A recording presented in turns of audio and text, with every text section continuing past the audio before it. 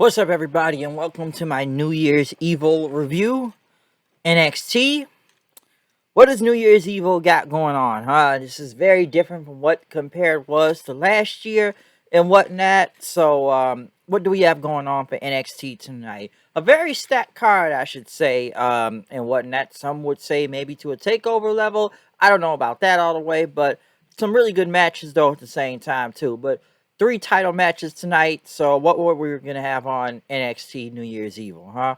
Um, we did kick it off though with a unification title match going on for both the North American title and the Cruiserweight title.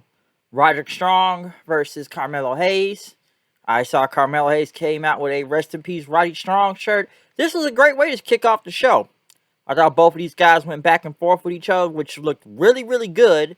I think the biggest botch out of this whole match was the somewhat X-Plex spot on the top rope, which looked very deadly, might I ask. Very deadly and stuff. But I enjoyed this match. This was great. I enjoyed both of them. I figured Strong was going to lose anyways, because I just felt like they were just trying to kill this Cruiserweight title at this point. There really is no Cruiserweight division and stuff. Then again, I kind of question why Roderick Strong was the Cruiserweight champion when he was North American champion before. So why was he going for the Cruiserweight belt? And then again, like, come on, 205 Live is dead at this point, okay? It really is. Like, I don't really know what's going on 205. I've even watched 205. It's just most of the 2.0 guys on there at this point. So, you don't really need to watch 205. It's just basically another part of NXT 2.0. I don't think it's really a Cruiserweight division even happening on there at this point. It's really not. So, yeah, I don't know what they really got going for the Cruiserweight division at this point. So I figured Strong was going to lose anyways, but this looked like a damn great match in general and stuff, as basically Melo got his finisher on Strong, winning the match. So Strong, win the match. So yes, Carmelo Hayes is now the new, well, I say unification, but basically the North American title and the Cruiserweight champion now. So he had both belts as Trick Williams held him up then. So still, like I said, very good match. I know they had Tommaso Ciampa in the back sitting as AJ Styles walked in the room basically saying, he's going to go take on Waller tonight. And he told him to defend the title. I know they announced that they are bringing back the Dusty Classic, both men and women's tournament. Basically, that the men's will occur in 2 weeks, and that the women's will happen in February. AJ Styles came out basically after, him losing that match against Almost, which, to be honest, that match was god-awful last night on Monday Night Raw. That match was shit. It wasn't good. I thought Almost looked lost, like I said in my Raw review, so yeah, I think that's done. That was very bad. Even AJ couldn't save that match. But as fans shouting at AJ Styles and whatnot, he was soaking it in. He thanked the fans and whatnot. And, he talked about he won a lot of titles. But, he's got some regrets that he didn't start off in NXT, okay? He debuted at the Royal Rumble. He had been on Raw, SmackDown, everywhere. WrestleMania in his first few months being in the company and whatnot. But, he said NXT, you like coming to NXT to have passion and whatnot. The passion for the fans, the wrestlers, everything. That's what he liked about it. He didn't care if it was the black and gold, 1.0, 2.0. He just, he just liked the passion. That's what makes NXT run and whatnot. But he'll be damned if someone's going to take away his passion. Grayson Waller came out, massive boos and stuff, as he talked about AJ and everything. And, you want to pull on heartstrings and stuff. And Waller basically, you're deflecting and stuff. How about that you lost to Almost last night? What are you going to do about that? And the only reason why you lost because you were thinking about me, he told AJ. And AJ said, no, I'm not 100% right now and stuff. But I never had a match in, he's never had a match in NXT. Well, yes, you did have a match in NXT before. You had it when they would do that invasion angle like a couple years ago and whatnot, okay? What do you mean you never wrestled on NXT? I'm like, yes, you have, dude. And stuff. So I'm like, wait, what do you mean by that? Like, you wrestled on here before. But, Waller basically said, we're not going to do this on your time. We're going to do it on my time. AJ, said Waller needs to grow a sack or something. Next, Waller, he's going to brawl, but he was going to leave. I'll save it for the main event next week. But Waller tried to think he could leave and stuff. He could get the biggest moment of his career. And Styles said it could be the most embarrassing moment of your career and whatnot. as basically both brawled then. Waller got the upper hand, but AJ hit the Pele kick on him then and was going to go for the phenomenal forearm, but Waller backed off then. So obviously this sets up a next week between both of these two, AJ and Waller. So mm, yeah, we'll see what happens with both AJ Styles and Waller next week. But a very good promo from AJ and stuff. So we'll see where it's gonna lead into. Next though, I know who did they show? Casey Catanzaro and King Carter training with what was it, Amari Miller as Indy Hartwell and them saying they were going to be in the tournament. Her and Persia Perota. Basically, they need another partner. I guess we're going to ask Tiffany Stratton, but she didn't want to do it. And then, they walked up to this person, the woman that's been sleeping all the time and stuff. Weirdo, who this was? So they asked, like, who are you? And she said her name was Wendy Chu. So, I don't know who this is, but she's been sleeping around in the back most of the time. Next, Imperium, Walter, Marcel Bartel, and Fabian Ackner went against MSK and Matt Riddle, the Shaman. I know they had a DJ out there and whatnot to mix everything up. So, yeah, we saw Riddle on Raw last night. And now we're seeing Riddle on NXT, bruh. The notorious Riddle and whatnot, okay? So, yeah, he hasn't been on NXT since the Fight Pit match a few years ago.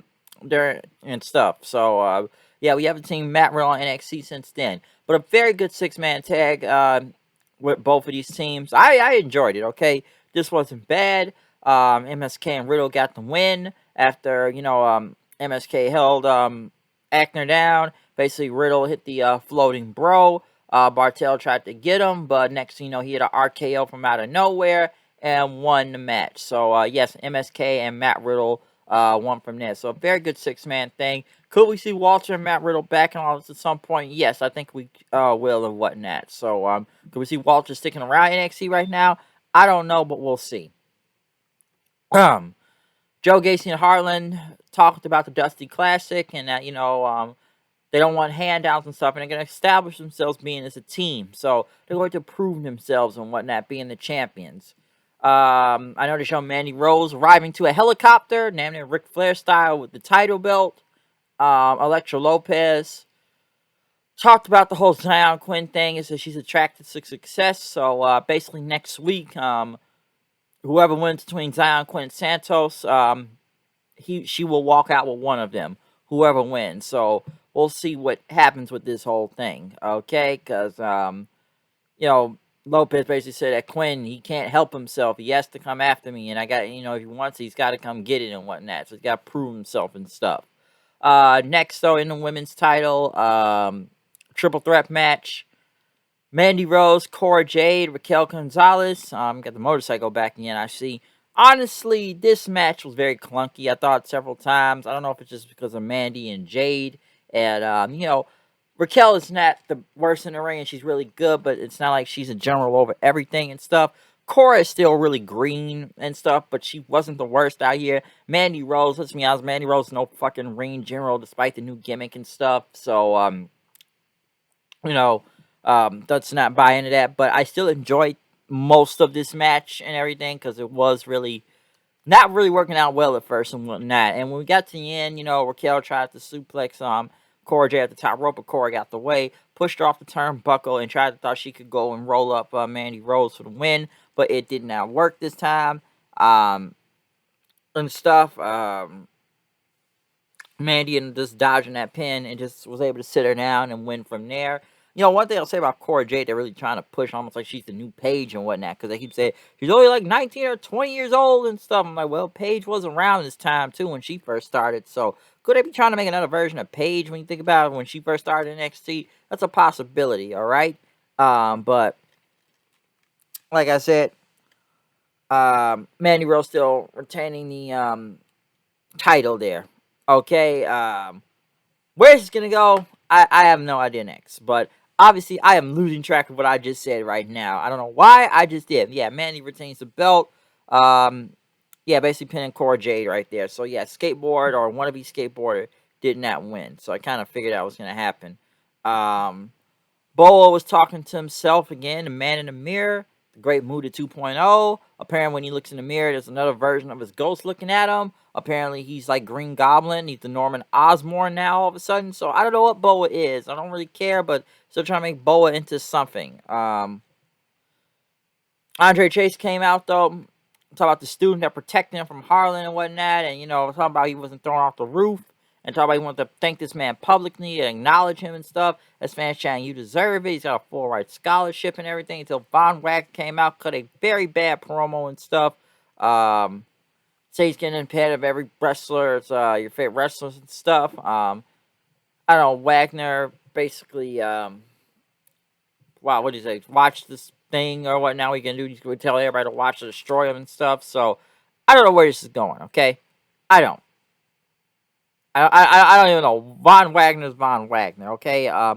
Not really even sure where he's going all the way sometime. I honestly don't. It's Von Wagner, alright? Well, we'll see if something improves. In the main event, though, Tommaso Ciampa, Bron Breakker, NXT title, which in a way I felt like, once again, it's like the last remnant of NXT being killed, especially when he's coming out Breakker with the NXT and the chains of it, breaking him off of that NXT, and looking at that old logo just crashing right through it. Almost felt like it was just a send-off of the old NXT. I've said it a couple times before because they end up being gone in it anyways, but at this time, I think it's really close.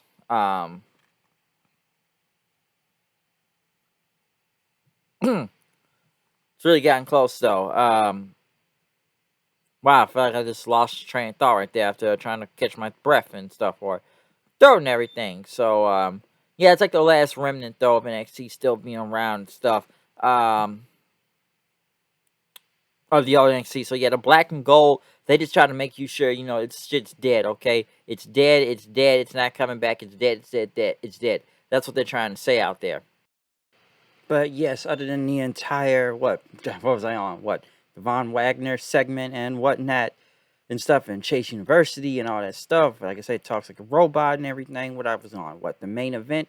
Yes, Ciampa and Bron Breakker. Yes, basically, in a way, I think I've said this before, but them almost killing off the last of the black and gold of NXT, especially with Breakker coming out there with the chains of the old NXT, breaking it and breaking the black and gold X right there of NXT in half. So just like kicking half and stuff. So it almost kind of felt like, yeah, this is almost killing the last parts of the black and gold NXT that was there.